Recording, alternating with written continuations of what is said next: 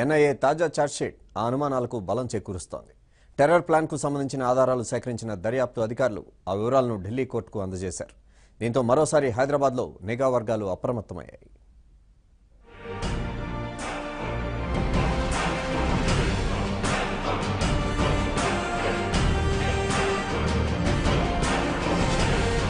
కశ్మీర్లోని పుల్వామాలో ఉగ్రదాడి యావత్ భారతావనిని ఒక్కసారిగా ఉలిక్కిపడేలా చేసింది. స్వతంత్ర భారత చరిత్రలో అతిపెద్ద మానవ బాంబు దాడిగా నమోదైంది. అయితే హైదరాబాద్లోనూ అలాంటి దాడికి కుట్ర జరిగిందని తాజాగా ఎన్ఐఏ తేల్చింది. న్యూఢిల్లీ కోర్టులో ఎన్ఐఏ దాఖలు చేసిన ఛార్జ్షీట్లో ఈ వివరాలు వెల్లడించింది.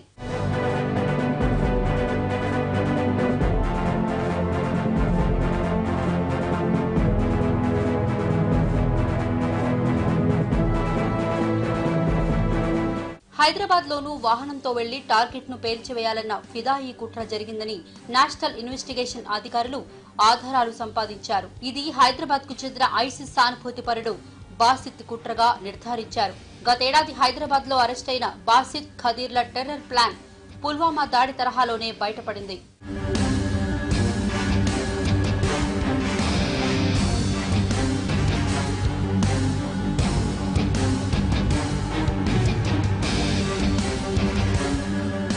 హిందూ మతోన్మాదంతో రెచ్చిపోతున్న కొందరు ఆర్ఎస్ఎస్ కార్యకర్తలను చంపుతా, భారతదేశానికి ఐఎస్ సెగ తగిలేలా చేస్తా, అందుకు డబ్బును సమకూర్చండి అంటూ హైదరాబాద్ కు చెందిన ఐసిస్ సానుభూతిపరుడు మహమ్మద్ అబ్దుల్లా బాసిత్ ఇన్స్టాగ్రామ్ లో ఓ ఉగ్రవాదితో చాటింగ్ చేశాడు. కశ్మీర్లోని పుల్వామాలో సిఆర్పీఎఫ్ కాన్వాయ్పై జరిగిన ఉగ్రదాడి తరహాలో దేశంలో పేలులకు పాల్పడాలని బాసిత్ భావించాడు.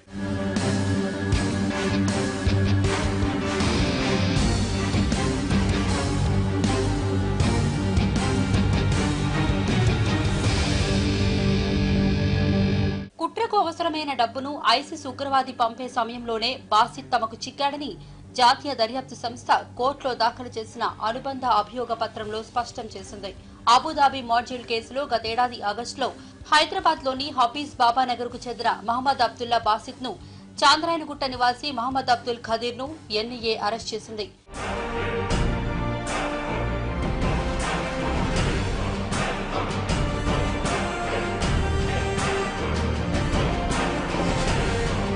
ప్రస్తుతం బాసిత్ ఢిల్లీలోని తిహార్ జైల్లో విచారణ ఖైదీగా ఉండగా అతడు ఉగ్ర కుట్రలకు సన్నద్దమైన తీరును ఎన్ఐఏ అధికారులు కోర్టుకు సమర్పించిన అనుబంధ ఛార్జ్షీట్లో పూసగుచ్చారు. బాసిత్ సోషల్ మీడియా ద్వారా ఐఎస్ భావజాలానికి ఆకర్షితుడయ్యాడని పేర్కొన్నారు. బాసిత్ 2015లో సిరియా వెళ్లేందుకు యత్నించగా తెలంగాణ పోలీసులు అరెస్ట్ చేశారు. కొద్ది రోజుల తర్వాత బెయిల్పై బయటకు వచ్చిన బాసిత్ ఇన్స్టాగ్రామ్ లో ఐఎస్ సానుభూతి పరుల ఖాతాలను శోధించాడు. ముసాబిభాయ్ పేరుతో ఒక గ్రూప్ ను క్రియేట్ చేశాడు. అనేక మంది ఉగ్రవాదులతో చాటింగ్ చేశాడు.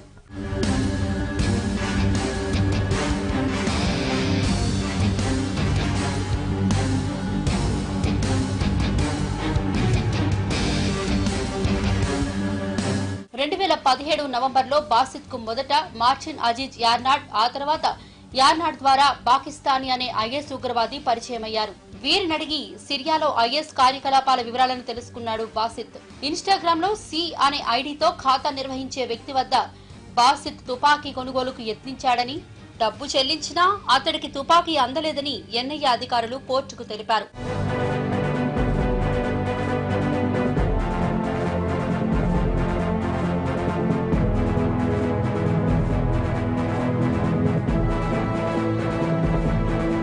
ఈ క్రమంలో బాసిత్ పాకిస్తానీ మధ్య జరిగిన సంభాషణను కూడా ఎన్ఐఏ ట్రేస్ చేసింది. బాసిత్ ఆసక్తిని గమనించిన పాకిస్తానీ అతన్ని సిరియాకు వచ్చేయాలన్నాడు. కానీ ఇప్పటికిప్పుడు తాను రాలేనని, ఇప్పటికే ఐఎస్ సానుభూతి పరుడినంటూ పోలీసులు 2 సార్లు అరెస్ట్ చేశారని బాసిత్ చెప్పాడు. ఇక్కడి నుంచే ప్రభుత్వోద్యోగులు, భద్రతా దళాలు, నిఘా సంస్థలు ఆర్ఎస్ఎస్ కార్యకర్తలను టార్గెట్ గా చేసుకుని ఒంటరిగా దాడి చేస్తానని పాకిస్తానీకి చెప్పాడు. అయితే ఆ ఆపరేషన్ల రూపకల్పనకు, ప్లాన్ల అమలుకు తనకు ఆర్థిక సాయం కావాలని పాకిస్తానీని బాసిత్ కోరాడు.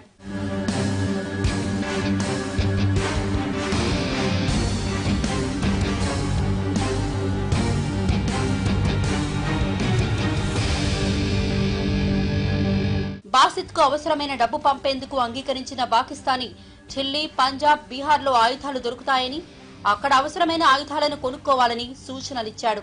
భారత్లోని ఐఎస్ క్యాడర్ నిధులను సమకూరుస్తుందని కూడా చెప్పాడు. మొదటిగా పేలుళ్లకు ఉపయోగపడే విధంగా ఓ పెద్ద వాహనాన్ని కొనుగోలు చేయాలని, అవసరమైన నిధులను తాను అందిస్తానని కూడా పాకిస్తానీ హామీ ఇచ్చాడు.